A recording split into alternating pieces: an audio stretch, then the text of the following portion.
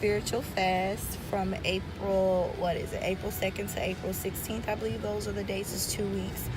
And so the reason why I am choosing to fast this time is because there are a couple of things that I've asked God for. And so to show how dedicated I am to Him, you have to work for the things that you pray for. To me, you have to. That's just my opinion.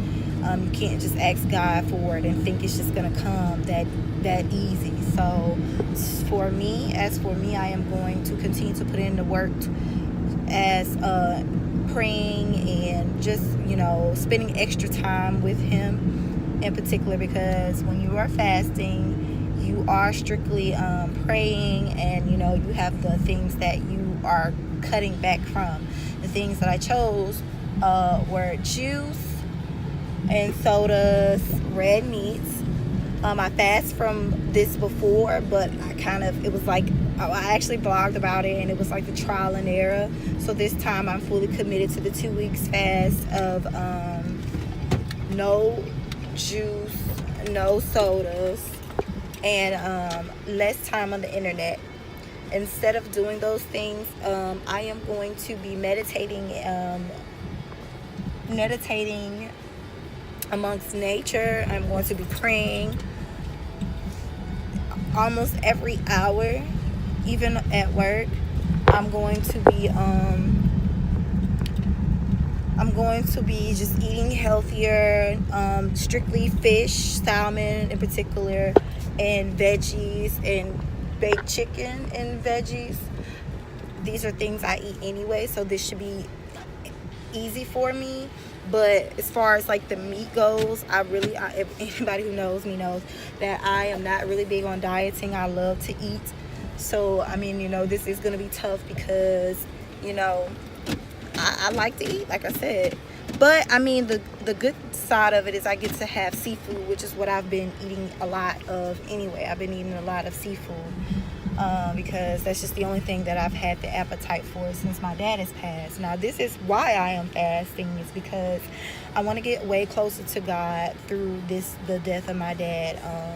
I just feel like when my dad passed away, I kind of fell off with myself. So this fast is to help me get back in touch with myself and do the things that I was doing before my dad passed, which was meditating. So during this fast, I'm basically just gonna get to know myself after my dad's passing, just to spend time with myself and just kind of just allow God to restore my heart and just to get peace, along with the things that I've been praying about as far, the changes going on in my life, some changes things that I'm hoping to change in my life. So, yes, this is day 1 of my fast. It is a 2 weeks fast, April 2nd through April the 16th. So I'm just going to basically go over the things that's been going on. Please don't pay attention to my nails. So we are in day 1 of my fast. With this spiritual fast that I am doing in particular, I chose to not drink any sodas or any juice and strictly drink water. I have my waters of choice to last me throughout the day. Water, and I just got off work, and I am currently about to go home, find something to eat, because I cannot eat any red meat, so probably gonna get like a salad or something like that. Then I got my water. I need to take my hair down because Easter is like around the corner, so I need to kind of have something done to my hair for Easter, for church. So I'm gonna take this sewing out, wash my hair, watch a couple of sermons, probably talk about those sermons, pray, meditate. I can't meditate for real because the sun is going down. So tomorrow I will be meditating, and I am going to record myself doing that so you guys can kind of see how I meditate. It's really like a good time. It may not seem like it, but of course before I meditate, I'm gonna kind of like get into why it is I meditate and why it is important to meditate, and how I meditate. So yeah, but as far as today goes, today was a really, really good day, a productive day. I got a lot done today. I prayed a lot today. I still have some things to catch up on when I get home, but for the most part, like, it was good overall. I mean, I kind of had a few hiccups where I would think about my dad and I got like really sad. I almost cried, but like, I just had to kind of just push those emotions aside because I was at work, which is what I've been having to do a lot lately. I've been just having to just push how I feel aside because I'm at work, and it's kind of like I don't want to really show emotion at work and just be crying because I'm around kids. So it's kind of difficult when I'm at work thinking about my dad, because it's like I can't cry or just really just feel how I want to feel, because of course I'm at my place of business. So yeah, but this is just the whole point of the fest. Like, hopefully I could just get away and take a trip and just do something to where I can just relax and release and just finally just kind of get back to me, which is why I am fasting, is because I really just want to get back to how I was. Like, I miss reading. I miss attending church regularly, even though I've only missed like 2 Sundays of church. That's still, like, to me, that's a lot, because I love going to church, and so it's just like it feels weird when I do miss days.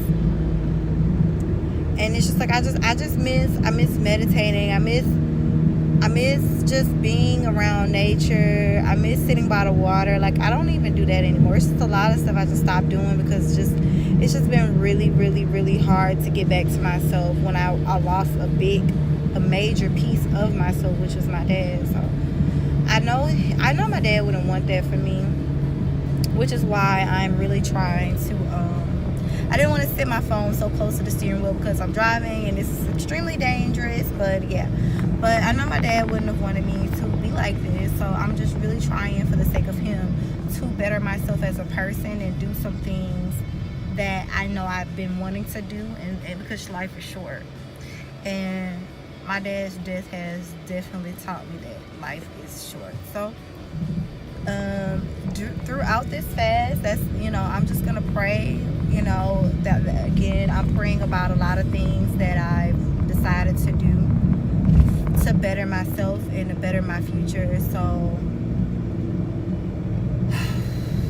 fingers crossed, because I need answers, I need direction, I need guidance. Like, I just don't even know. But I do know that, my dad and me talked about my future a lot. And I always told him about the things that I wanted to accomplish and the things I wanted to do for him and my mom. Unfortunately, he's not here, so I can't give him the world like I wanted to. So now it's just up to me to just spoil my mom. So it's just a lot of things that I've been thinking about that I've been holding myself back from. But now it's just like more than ever, like, my time is now. Like, I'm tired of talking about it and then planning it and moving forward, but then finding reasons to not do it. So it's just time I just put myself first. Like, it's time I really, really nurture myself, and that I really sincerely take care of myself, because I've been talking about it, but what have I actually done to do that? Nothing. Because if I did, then I wouldn't be feeling the way that I've been feeling for these last couple of months. Even before my dad passed, like, I was already feeling stuck and like something needed to change. And so, I guess that's why I identify with the butterflies so much, because butterflies represent transformation. They represent change. They represent a new life, rebirth. Like, and that's how I would explain what I'm going through. Like, I can honestly say that I feel like I've been in my cocoon for so long. Like, I've been in my cocoon for years, since high school. And I've always been the type to be in the background, to doubt myself, because when it comes to stepping out and doing things that I'm good at or pursuing something, my mom and me was just having this discussion. I don't have the confidence for that. I'm a confident person, but when it comes to running or doing my own thing or stepping out and doing something that I'm good at, I lack the confidence of doing it, because it's kind of like I'm kind of scared of failure, and I need to not be able to be scared of failure, which is crazy that I am, because failure is normal. Like, you, in order to how can you learn and grow if you haven't failed? You have to learn to appreciate your failures in order to get to success, in my opinion. So although I am happy where I'm at and that I accept my failures, it's just that when it comes to stuff that I'm really passionate about, that is really like that my life kind of, to me, my life depends on it. It's kind of like, wow, like this, I have a lot riding on this. Like, I can't fail. But I mean, I'm working on it.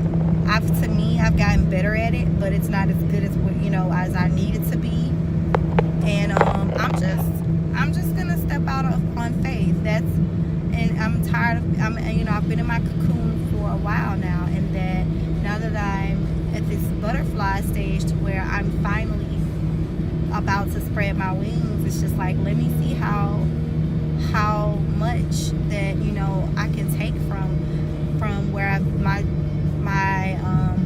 my wait season, or me being in the cocoon waiting. Like, what can I take from that? What can I learn from that? And how can I apply it when I finally spread my wings and fly? Because it's really time. Like, I know that it's past time. It's been past my time for me to just step out and do things for me. Like, the fashion world, like, held myself back from that. Modeling opportunities, held myself back from that. With this makeup thing, like, I've held myself back from that. Job opportunities, held myself back. Like, it's so many things that I could do, and that I'm just like turning it down because of the lack of confidence. Like, the thought, the what ifs, and what if I don't do well at this, or what if it doesn't happen the way I want it to happen, and I wouldn't know unless I step out and did it. So these are things I already know. It's just putting the action towards it. Now that I know that, what can I do moving forward? I'm just tired of being stuck. I'm tired of holding myself back, and it's time that I stop doing that, because again, life is short, and I don't want to look back 5 years from now. I don't know how long God has left for me to be on this earth, but I don't want to, if that day is to come, if anyone was to read my obituary, I want for everybody to know that I traveled the world, that I lived life, that I didn't, that I got to a point to where I was comfortable enough to travel and experience and try new things. And to me, I have not done that, and that's frustrating, because I'm close to 30, and I haven't had the chance to travel out of country. I want to do that. I've been to Cleveland, I've been to Miami, I've been to the bases, I've been to Houston, been to, of course, Dallas, been to passing through places, been to passing through Tennessee, I've been to Washington D.C., I've been to I've been to Orlando, Florida. I've been to these places, but I'm trying to do like Cali. I'm trying to do New York. I'm trying to do like Jamaica. Like, you know what I mean? Like, I'm trying to go to those places. I'm trying to go to Costa Rica, or just those type of adventures. Like, I'm trying to do stuff like that. I'm trying to start my own my own mentor program. I'm trying to just do a lot of things. I'm trying to venture off and see what this makeup world is about. Even with wanting to become a fashion stylist, like, these are things that I've always wanted to do, and it's like, no, Miriam, that's just too much for you. You're not confident, you don't speak out enough. But it's my time. Like, I'm tired of sitting back and watching life pass me by. I am tired. I'm my mom and me, we're gonna pay for my classes so I can go ahead and finish my last 4 classes so I can graduate.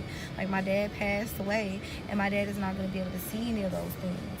So I just owe it to him and myself to do it. We've always discussed me, being the woman that I want to become, and my dad really believed in me, as well as my mom and anyone around me. So it's just like, why not now? Like, what's holding me back? Like, everything I'm doing it for God, I'm doing it for my dad, I'm doing it for myself. Like, I want to do more, I want to accomplish more, and I haven't. I want to be the change that I know that I could be. I want to make the difference that I know I can make. And right now, I feel like where I'm just stuck. And I feel like it's time for just something new. And I'm not going to feel okay until that happens. So it's time for me to be the butterfly that I know that I am. Transformation, rebirth, transcend. It's my time. Day 2 of my fast, and I'm starting to actually care about how I look again. Like, I actually did my face for no reason, to go to work.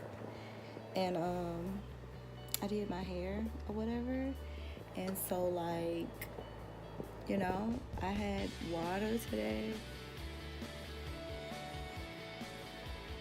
I haven't had meat, and I really haven't been on social media as much, only to promote my YouTube channel. So, like, I've prayed today, and really I need to watch some sermons. I went to sleep last night because I got a relaxer, as y'all can see. I got me a relaxer last night, so I was sleepy and I went to sleep. But today I'm going to watch some sermons. Tomorrow I'm going to meditate. I'm going to make a point to meditate in the morning, because that was the whole point of this fast. I really wanted to get back to the old me and the things I was doing before my dad passed away. But I just wanted to give an update on this particular, fast, because this is by far the most important to me. Because I have to get myself back to this positive space that I was in. It can't stop. It's a full-time job. I'm sitting in my makeup chair or whatever.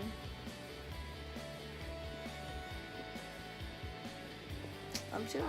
Okay, so today is day 3 of my fast. I feel myself getting sick again, so I've been having to drink a bunch more of water, a lot more of water. And I need to find some medicine, because this is horrible. Like, I refuse. My throat is itchy again, and I just don't like that feeling. So I'm gonna go get some medicine. But a little update. So I watched a sermon, and like I said, throughout this fast, I've been trying to just get back to where I used to be, spiritual wise and just mentally. And so I was watching a sermon, and he was basically talking about that when God is getting ready to bless you, it isn't always following up to the blessing. It's not going to always be easy, and it's not always meant to feel good. And God blesses you, or sends you a blessing through the most unexpected ways. So I just been trying to figure out ways of trying to stay positive of my dad's death. And me and my coworkers have been talking because of a recent career change. And so the crazy thing is, it's like, if my daddy was still alive, I know me, I would still be handicapped, because everybody knows that I am spoiled. My dad spoiled me, and my mom spoils me. And when you're close to a certain age, it's kind of like, it's not cool anymore. Like, you want to be able to fall and bump your head and know how to get back up. And so by me being so spoiled and handicapped, I always just feel like, dang, like, when I get in tough situations, it's like I've always had my dad to bail me out. And now that I don't have him, it's like now I have to figure things out on my own. So it's kind of like my dad not being here. It's like now it's like, all right, like a lot is on me now. And it's kind of like my dad's death has definitely pushed me outside of my comfort zone, because now it's like I'm having to make so many changes for the better, but those changes are so uncomfortable because I'm having to have uncomfortable conversations. I'm having to make uncomfortable decisions, and it's just, even though they're for the better, it's just still been like really hard. And it's just like, if my dad was here, I wouldn't have been able to push myself. I would not be able to step outside of my comfort zone, and I wouldn't be able to do what I'm doing now, which is really just taking big risk and just going for it. I'm not playing it safe anymore. Like, if my dad was here, I would be playing it safe. And it's almost like my dad was just saying, like, baby, like, you know, I gotta leave in order for you to grow. And it's so hard to say things like that, because I don't think my dad deserved to die. And so for me to say that my daddy sacrificed his life so that I can grow, it's just like, I don't even like saying that. But in a sense, it's kind of like God was saying, like, no, like, it's gonna hurt. This is going to hurt, but the best thing is gonna come out of this. And that's kind of what's been hard for me, is trying to figure out what's gonna come out of my daddy dying though. Like, I can't. It's just so hard trying to figure out a blessing. Like, what is the blessing out of that? Like, how am I, like, it's just so, but I can't question God. And it's just like, no matter how much I get so confused and I don't know the answers, it's like something good has got to come out of it though. Like, God has something up his sleeve, and I just can't question it. Like, I just got to ride and ride it out. And so, you know, like, I just have been just trying to just pray on the feelings, or just, I don't even know. It's just been hard. Like, but the sermon, it was just saying how God will send you through some pain, but through that pain, he's going to comfort you, and he's preparing you for something bigger than you. So whatever this is bigger than me. And I just been praying that he guides me through this process, because it has been hard. It's been rough. Like, I literally, all I do is cry. Every night I cry so bad. I wake up in the morning and I cry some more. And it's just like, I try not to go through this depressing stage, because that's not what I want. Because, like, my daddy wouldn't want that. But it's hard. It's really hard.